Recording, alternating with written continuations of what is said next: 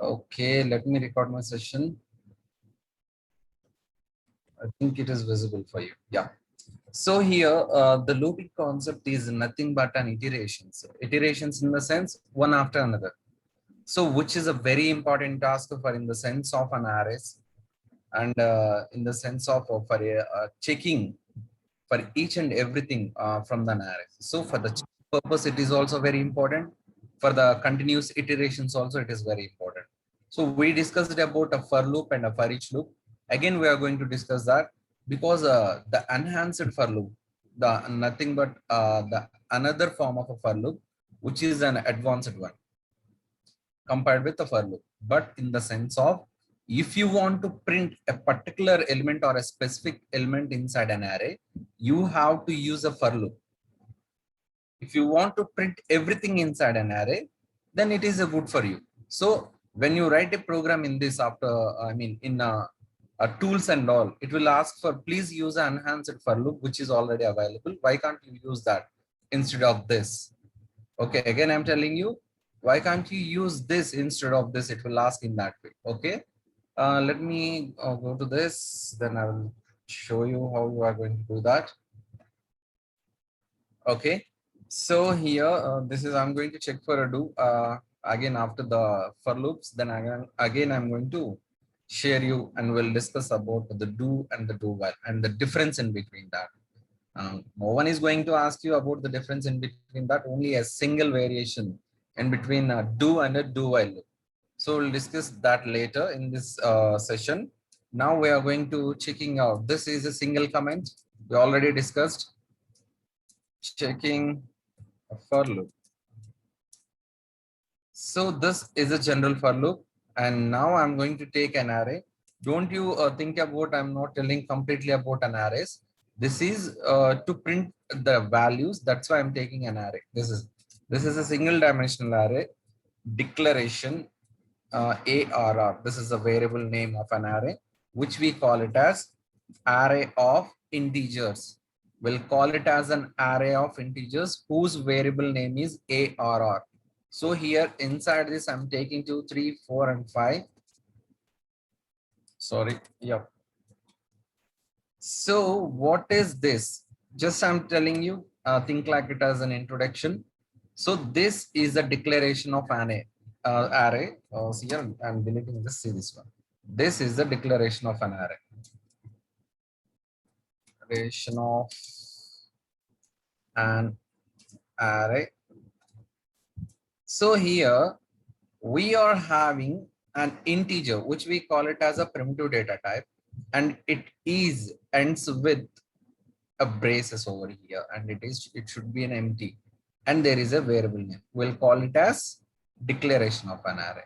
Or else here, how we are going to initialize this? How you are going to initialize this? Initialization of an array. So we'll call it as ARR is equals to, here I'm going to take the values. So this is the initialization, 3, 4, and 5. Sorry, why it is saying array initial is not allowed? Why it is not allowed?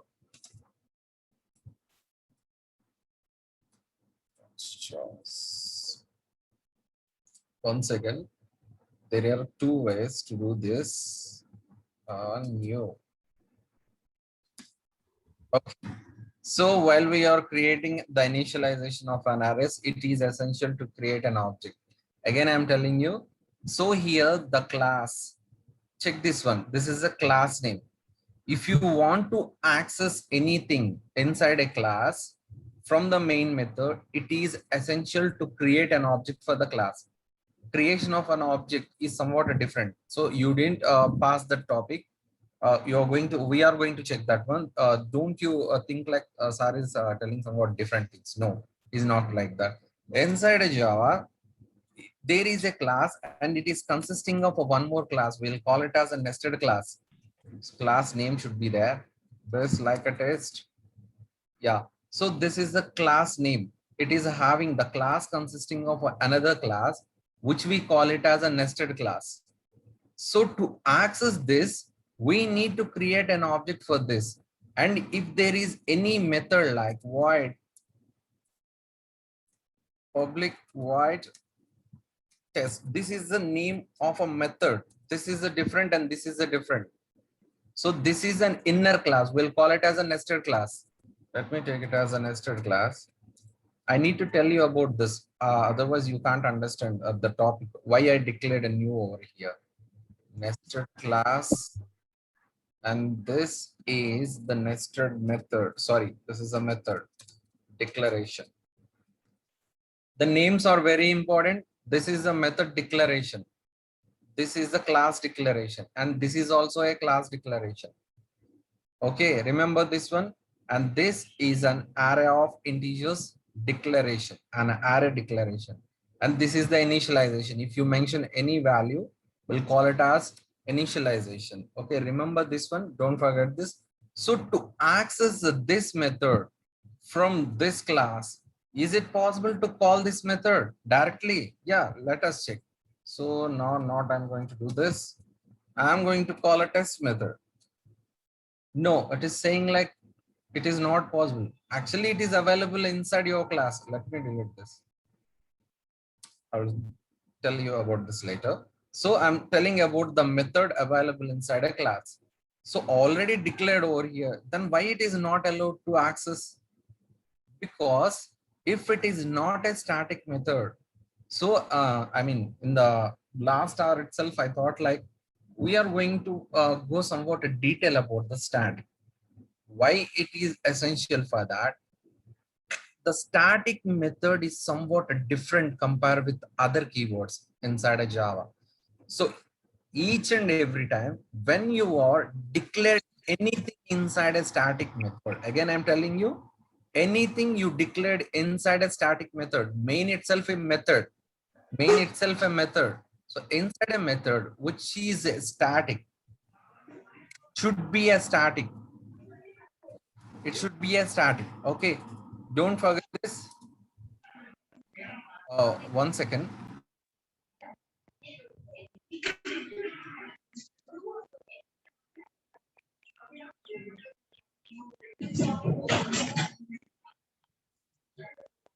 Sir ఒకసారి మళ్ళీ చెప్పండి sir.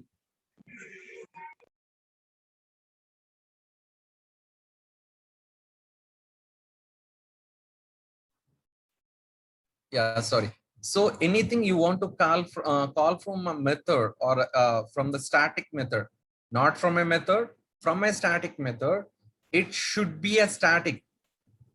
That should be a static, whether it is a method or a variable, whatever it is. See, now I'm going to take one more variable. I'm going to declare or initialization 2 is equal to 0. So this is what I'm going to do. So if I want to print this one, this value, it should be static or else it throws an error. Non-static methods are not allowed inside a static method. This is what I'm going to tell you, which is a very, very important thing about a static fields and all. So I want to access this, then print I. Okay, see this one, non-static field, I cannot be referenced from the static context. So man, this is a static field. This is a static method. Then why are you asking me to take this one? Or else mention it as a static. Or else I won't use that. Sorry, static. Okay, this is what we are going to learn. This we call it as a static. If we mention this as a static, we'll call it as a class method. Class method. Again, I'm telling you. And one more thing I want to tell you, why we people are using every time static, static, static.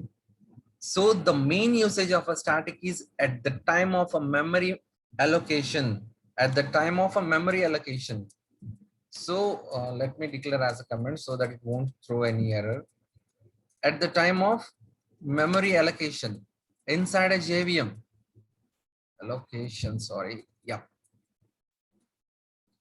So why we need a static? So if we mention anything like a static, so now I'm going to tell you about a main method here. So now I'm talking about a static. Why we are using a static keyword inside a main?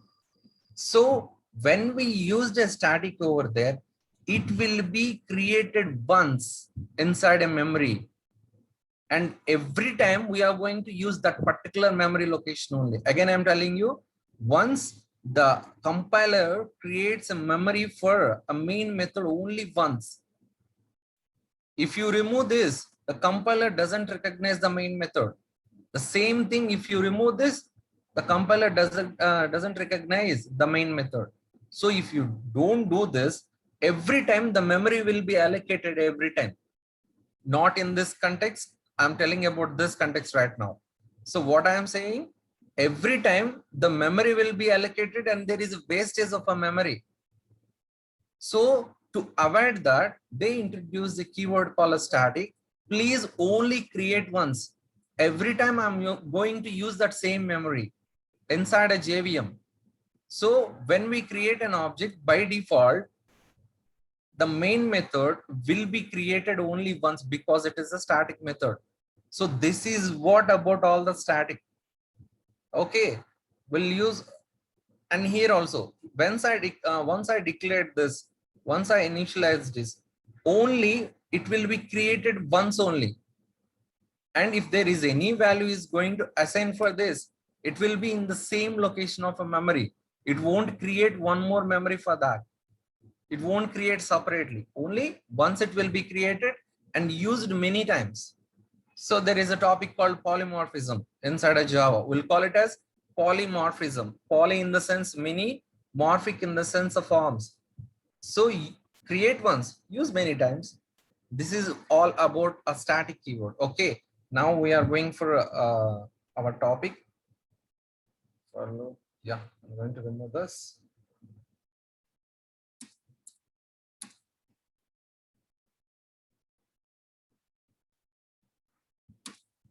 So how you are going to access this one? So if you want to access a single element inside an array of integers, we'll call it. For you mention a string over here, this will be like array of strings. Okay, it is not like, I'm not going to take that one.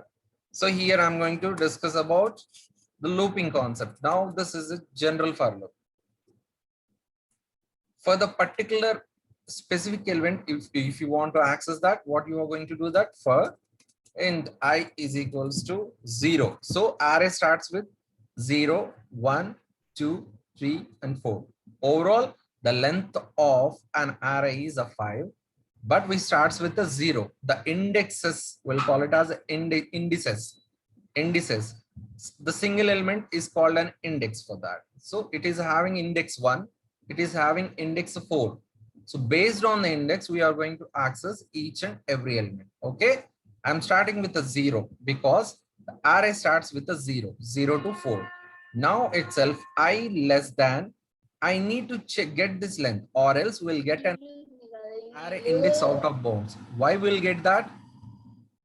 1 second.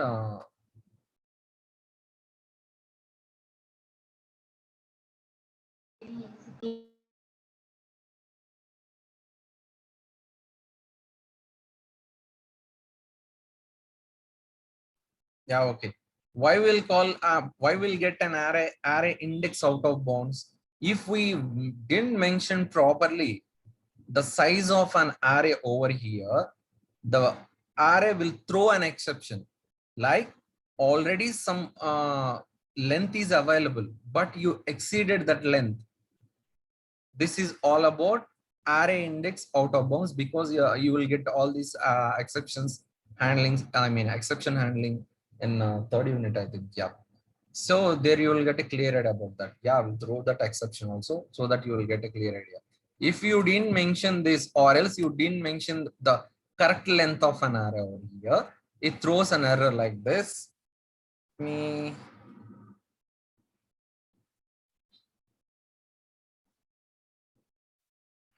Okay. So I'm going to access this. How you are going to print these values? System dot somewhat need fast, right? Okay. What is the name of an array? A, R, and inside of braces, I need to mention I. So here the 0 will come over here and 1 will be accessed the similar way. 1, 2, 3, 4. Okay, each and everything based on the index he is going to print. Okay, this is all about the general for loop. What is the syntax for that? In the last class, we discussed already about this. So there will be an initialization, the first part. Second one is the condition, and next one is the increment or a decrement. Okay, so if we mention like, see this one, I'm going to, so the length is a 5. I'm going to mention an 8 over here. I'm going to run this program. See this one, what the exception will occur. So what happened? Array indexed out of bound exception. Already you mentioned only the array consisting of a length 5. Then why you mentioned 8 over here? That's why it is showing an error. So it is essential to know the length. How sometimes dynamically we don't know the length. That's why we need to mention the name of an array and the length so that you won't get any error. It will be avoided. This is how the programmer do. He will take the length directly by using the keyboard, not by the hard coding values like this 8 or 5 or a 6, whatever it is. Okay, please remember this one. This is also a very important thing. You have to remember this one. At the sense of a dynamic, then it is essential to mention the length of an array directly. You should not mention the hard coded values, directly the values over here. Okay, remember this one. And now I'm going to go for enhanced for loop. How we are going to use an enhanced for loop? Enhanced or for each loop. So what is the use of this? The people after I think 1.5, I think, yeah, after Java version 5, I don't know the number, but I'm telling you what they did. So we are having a for loop, and now I'm going to use for each loop. Why you need this? According to this, why we need all this stuff directly? Why can't we print all the values inside this? If you want to access a single element, then use this. If you want to access everything inside this, then go for each loop. Okay, how you are going to do that? First of all, we need the data type and the variable name of the data type. I will take it as a J. So there should be a colon. So this is a data type and the name of the variable. This is the name of the variable, just like this one. So int I is equal to 0, the similar way, this one. So here I'm going to assign the array values directly. So ARR, and I'm going to print system dot println. Inside this, I'm going to take a J. So I need to mention one thing over here. You have to know about this. What is this? So, sir, here itself we are directly taking an array and we are sending each and every index value, and we are going to print each and every element. But here directly I'm assigning this, and there is no condition, there is no increment at all. And here you need to know about one thing. Here directly ARR in the sense of array of integers won't give directly everything to the J. It gives only one by one. Again, I'm telling you, see, I'm going to place my cursor over here. What it will show? Int A. And again, I'm going to print like this over here. This is also AR. When you assign the value of integer of arrays to this, it won't assign everything directly. It gives only a single element to J. It gives only a single element to J. At the time of arrays, there are a multi-dimensional arrays like 2-dimensional array and 3-dimensional arrays. In that sense, what we call a 2-dimensional array, arrays of an arrays, we'll call it as a 2-dimensional array. Arrays of arrays, we'll call it as 3-dimensional array. This is only an array, single array. So you won't get understand right now. I will just think like only a single element is assigned over here. And then the loop will continue for each and every element. Okay, remember this one. Only a single element is assigned and it will be printed and it will iterate continuously till the length of an array. Okay. Okay, let me run this program. I'll mention a tab over here so that it is easy for us to identify T, and there should be the tab gives you have 5 spaces or 4 spaces depending on your tool itself. Okay, And here also I'm mentioning a tab over here so that it's giving a space to the \t. Yep. So just to save some time, just copy it, paste. Okay, this is about the for loop. I'm going to remove this.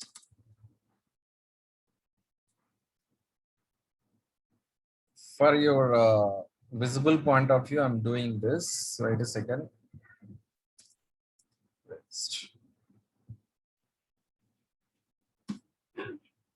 Yeah, I'm going to take it as a copy and that should be a paste. I'm going to remove the println statement. Just see what I'm doing. Okay. For each. Yeah, that is good now, I think. Yeah, it looks good for you. Okay, done.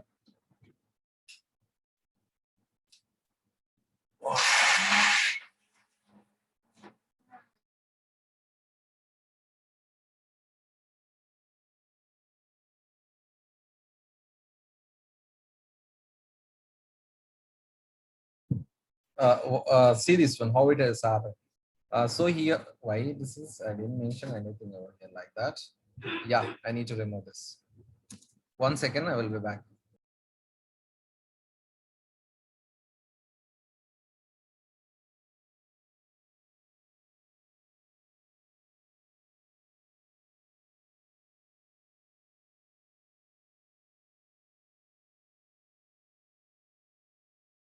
Yeah, there is a disturbance, that's why. So here, see this one, how it looks good. So for the variation point of view, I just mentioned like that. Okay, 1, 2, 3, 4, and this is for loop and this is a for each loop. This is the main difference in between the for loop and for each loop. Here, there should be an initialization and there should be a condition, an increment or a decrement. Then only we'll access everything inside an array of integers by using the index of the arrays. So here, this is the for loop. Every time directly we are going to assign the array, but only one value is assigned at a time. Remember this one? This is the main difference in between these two things. And you will get a clear idea at the time of a two-dimensional array. Here, there we need to mention like this inside a two-dimensional array. So that we are assigning to the rows over there. So that was different. That's why I didn't mention that. You will get confused. I don't want to tell you about that right now. So now we are going for the do condition. What is the main difference between the do and the do while loop? So the main difference is like that. So the while loop based on the conditions will be printed. I mean, the statements inside that will be printed. But in the sense of a do while, let me show you that. Yeah. Where is that one?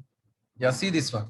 So remember this one, which is somewhat important for you, not in the sense of an examination point of view, but in the programming point of view, it is essential to know about a do while and a while loop. But you are not going to use this in any organization. I don't think so. Actually, I didn't use it. Every time I was supposed to use a for loop only. Okay, for each loop and a for loop. Basis on that, I'm going to access each and every element inside an array. No one is going to use this. For education point of view, it is a good for you to understand how the iteration other than the for loop you are going to use. It is same like the while loop is same like a for loop, but the initialization takes part before the while loop and the increment part will be inside the while loop. Similar thing inside a do while also. One thing, there is only the main thing you have to know about while and a do while. What is that? First of all, inside a do statement, we are having one statement to print. So inside a do condition, we are having, no, I don't want to tell you like that. If I go for the example, then you will understand. If I mention in my own words, you will get confused. So the while loop evaluates the condition first. This is what I'm going to tell you. The while loop evaluates the condition first. So, and then the executes the statement. So inside a do while loop executes the statement first. Again, I'm telling you, execute the statement first before evaluating the condition. So one condition has been one statement has been satisfied, and then it goes for another condition. So here itself, firstly it goes to the condition. This is the main difference and nothing else. It is not like that. This is the common thing. This is the main thing you have to understand. Here it goes directly to the condition. If the condition satisfies, it goes to the statements inside that block.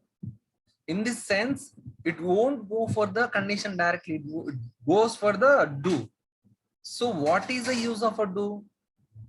If some person comes over there, do while, okay, do while is available. First do this and then go for the condition. Okay, this is what the compiler does over there. Let me go for, okay, I will tell you about this also. It's not that much important. These things are very important. Do this and then go for condition. Go for the condition now. This is the while loop and this is the do while loop. Okay. The condition is specified at the beginning of the top. Yeah, we know that the condition isn't specified until after the body of the loop. Yeah, we already know. We are not going to discuss about that. The body is executed only if a certain condition is met, and it terminates when the condition is a false. Every time, like an if condition. Right? And here, the body is always executed at least once, regardless whether the condition is met or not. Here, the first one and the last one, telling about you the same thing. The same thing, it is going for the do condition, and then it will go for the while, where we mentioned the condition over there. Okay, now I'm going to tell you an example on that. Yeah, now we are going to discuss about do. Sorry, while. We are going for the while first. It is a similar to that of the for loop, but here some more differences are available. So here I'm going to take int is equal to 1. Yeah, this is the variable name. This is the initialization of a variable. Okay. Now here I'm going to take a while. What is the syntax for while? Just there is a keyword called a while. Inside, sorry, after a while, there should be a braces. Inside a brackets, you need to mention the condition over here. And after that, there is a block. Again, I'm telling you, there will be a keyword and condition, and there will be a block. If the condition satisfies, it goes into the block, similar to that of if condition. The same thing is like similar to the if. Place a while over here. See, simple thing. Okay, now I'm going to check the condition. Okay, I want to print 1 to 10 numbers. What I need to do, and how you are going to increment that. So it is not a for each loop. Directly, there is no increment is necessary like that. It is like a for loop. But here inside this, we are having an initialization and increment and decrement operator. So you need to mention that increment inside a while loop, or else the loop will continue completely. I mean, it will continue till, I don't know, till where it complete. We need to terminate the program, or else it will continue the loop. Okay, I will show you that also. So j less than or equals to, yeah, we'll take it as a j. Yeah, it's okay. Inside this, I'm going to take system.out. I think for looping concept, I'm taking more time, right? It's okay. J plus plus. Okay, there should be an increment operator. So 1 less than 10, it will be printed 1 less than, yeah. So okay, I think for looping concept, for and for each loop is important. What do while and a while, just I will go somewhat fast because we need to discuss the methods also. Yeah, see this one. So I need to variate this. From 1 to 10, it has been printed. Okay, I need to mention this. Okay.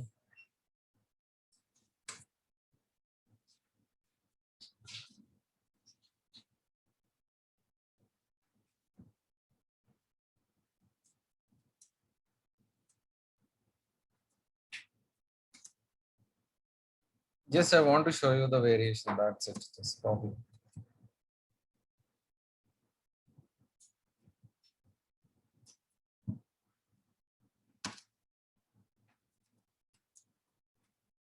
Yeah, while loop, this is a while loop, and I don't want to mention this.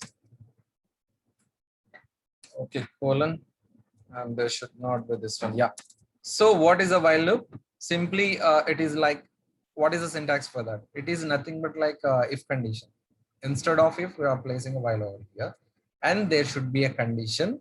We need to check it out. So only it enters into the block. This is the block. Only it enters into the block if the condition satisfies. This is all about a while loop. Okay. Okay. Now we are going for. Let me copy this. Don't want to write every time. Now we are going for, take it as JK. This is all about a do while loop. So what is a do while loop? So what we learned about a do while loop. So it starts with the keyword do, and there is a block. It starts with the do keyword, and there is a block. And after that, we need to take the same while condition. While, and there is a condition over here. What is the condition? K, the similar thing, K less than or equal to 10. Okay. What is the do while loop? It is similar to that of a while loop, but the while loop consisting of a condition and then a block. But here, it do this first, and then it will go for the condition. Again, I'm telling you, please do this. Then check the condition. Here, check the condition, enter the block. First do this and enter the block basis on the condition. This is all about do while. Don't you bother about while and a do while. This is a simple things. You will understand very easily. I think in C language there is a do while. Okay. The similar things will happen over here. Just I'm going to paste that over here. I need to place a K. Okay, and there will be an increment over here K. So there is nothing a difference. First of all, it will be executed, and then it will goes over here based on the condition. Okay, 9:40. Time is going very fast. But the whiles, okay.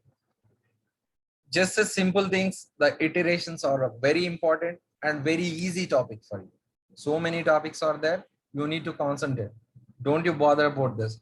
The difference between a while and do while is like, just do this, and then based on the condition, execute the block. Here, only based on the condition, execute the block. Okay, this is the main difference in between a while and do while. I think there is no much explanation on this. Okay, there is a good topic called methods, which we call it as a functions in a Java. Now we are going to discuss that. Okay, let me run this program.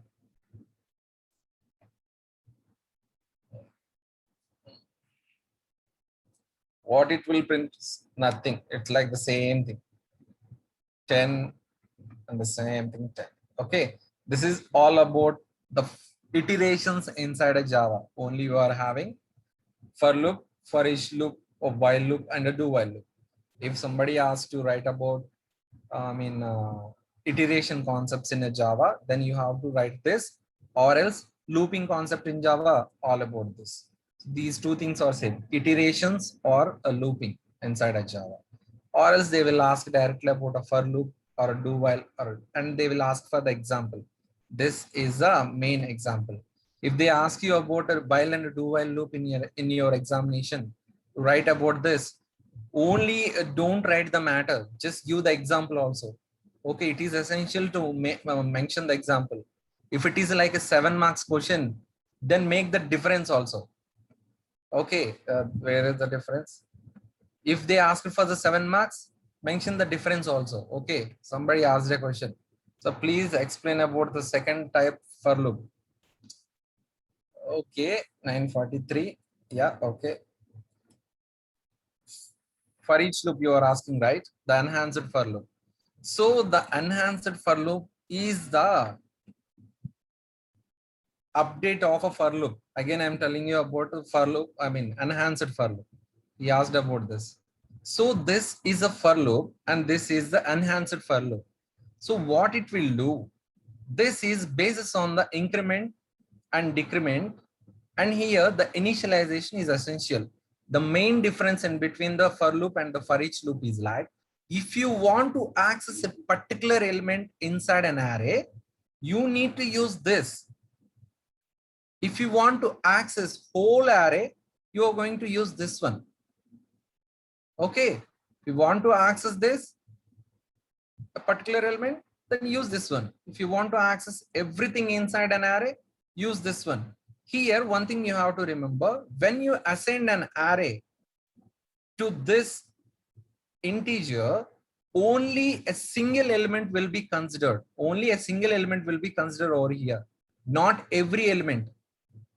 After the second iteration, second one will be assigned. This is all about the for each loop. Don't you think about it? This is a simple thing. I think there is no need to explain that much. Okay. Only one will be assigned. Only one element will be assigned at a time. After each and every iteration, it will increment the index automatically. But in this sense, we need to mention directly, or else it can't be done. So see this one. Why this error is going on? Warning this one. See, orange color mentioned. For loop replaced with enhanced for loop. Yeah, we already know that. See this one. When I click on that, it automatically it has been changed. So even the compiler is asking to change that one. So this is an outdated. Okay. Yeah. See. Okay. Now the looping has been done. Now we are going for next topic, like methods. Just time is very fast. Where is the method? Yeah. Methods. It is nothing but functions in a C language. Every time I'm going to compare this with a C language because you are somewhat familiar with the C language. That's why I'm I'm comparing it with the C language. Okay. The method is a block of a code which only runs when it is called. Even a kid knows that if we call it, then only it will be run. Why they mentioned this definition, I don't know. You can pass the data known as a parameters. Yeah, we already know that, into a method. Yeah, every time when you are going to call a function or a method. So inside a Java, we are going to use a term a method only, not a function. So this is a method. Inside a C language, you will call it as a functions.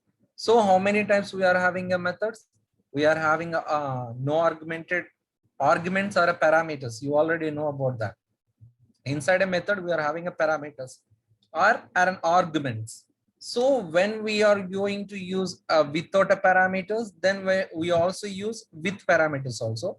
We'll get a clear idea how you are going to call about a method by using a parameters or without a parameter. Methods are used to perform certain actions that they are also known as a functions.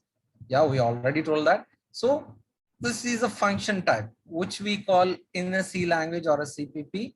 The similar way, we are using the methods inside a Java, but here we are basis on the static keyword. Sometimes it will be changed. Okay. Okay. What is the syntax for that? A return type. What is the return type over here? It will be like a void or integer, the primitive data types. It will be void. Void in the sense there is no return type. So there is no return type. And if it is like an integer, there should be a return type. So if it is like a primitive data type, you need to return a value. It is similar to that of int main inside a C language. At the time of int main, if you mention an int, you should return a 0 over there, or else it throws error. If it is like a void, there is no need of a return statement. Similar thing inside a method also, because the main is a method. Main function or a method, by default, the main is a method. The similar way, the methods are available inside a Java. Let me tell you about that. What is this? 4 types. Methods are 4 types, right? Okay, I will show you the examples. What you're telling about the 4 types. Okay. Don't bother about. You will get each and everything. Every information about the methods. Okay. Let me declare that. Okay, this is what I'm going to discuss about the methods. Java class demo method. This is the name of the class, and I'm going to take a public static void main.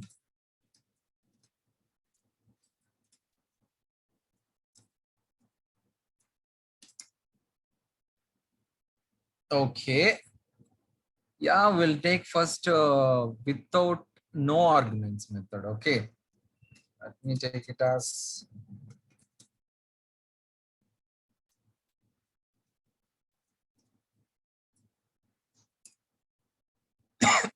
excuse me.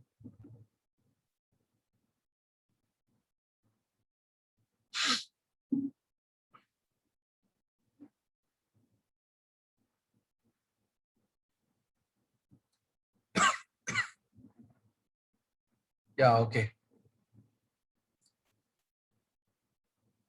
This is the main method, which is a static. So how you are going to yes, in the the last class also I said about this.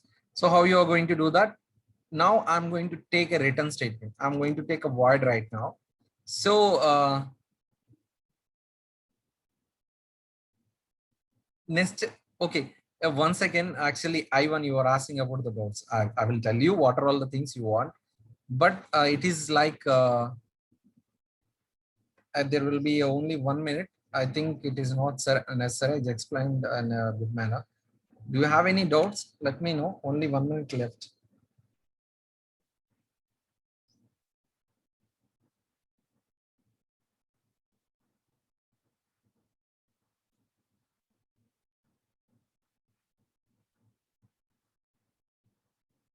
Okay. I think you got a clear idea about all these things. It's okay. Again and again, every time when I'm going to discuss a new topic, I'm going to discuss each and everything like this one, the methods, the variable declaration, static, how you are going to create a main method, what is the uses of a main method. Inside that, we are having string arguments. I will tell you because there is no command line arguments, I think, in your syllabus, but I will tell you about the command line arguments, how you are going to pass directly the values to this string values, which is a very important thing. The time of a testing, the programmer itself, a tester, please know this one. Programmer have to know what error will come, must know what the errors will occur at the time of a programming. He will test everything and he will send it to the testing department. The programmer should know each and every exception handling. So first of all, you need to test it by using a JUnit testing. That was different. You need to pass the values in this way, or else take one more class and create an object for that class and you need to access it. I will tell you each and everything. If it is not available in syllabus, then I will tell you that topic also. You'll understand a clear idea because in the future itself, it is very useful for you. Okay, basis on that, I'm going to explain. Okay, the time has been done. Yep. Okay.